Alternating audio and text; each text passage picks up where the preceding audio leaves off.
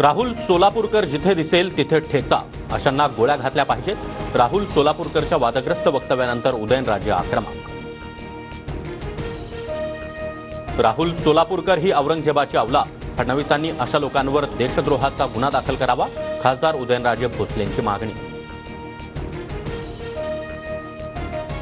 राज्यभरातील तीव्र रोषानंतरही राहुल सोलापूरकरच्या दिलगिरीत देखील मुजोरी. एखाद्या शब्दावरून किस का काढतात?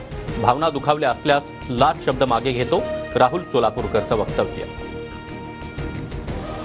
मुख्यमंत्री देवेंद्र फडणवीस म्हणजे बाहुबली. फडणवीसांशिवाय आम्हाला कुणाकडूनही अपेक्षा नाहीत. सुरेश धस यांचं वक्तव्य. मेरे पास देवेंद्र फडणवीस है, धस यांचं वक्तव्य. फडणवीसांना बाहुबली म्हणणारे सुरेश धस मला शिवगामी म्हणायचे. त्यामुळे फडणवीसांबद्दल माझ्या मनामध्ये नेहमीच ममत्वभाव. पंकजा मुंडेंचा सुरेश धस यांना टोला.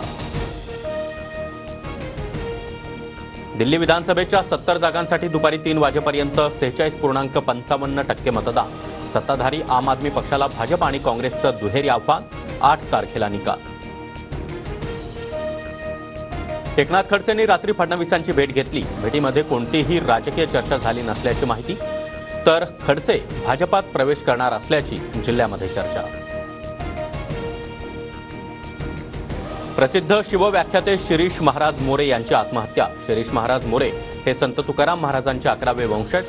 आत्महत्येमागचं कारण मात्र अस्पष्ट. मंत्री चंद्रकांत पाटील आणि अजित पवार यांच्यामध्ये बैठक. कोथरूडमधील वाहतूक कोंडी सोडवण्यासाठी चंद्रकांत पाटलांकडून दादांना निवेदन. मिसिंग लिंकसाठी निधीची मागणी.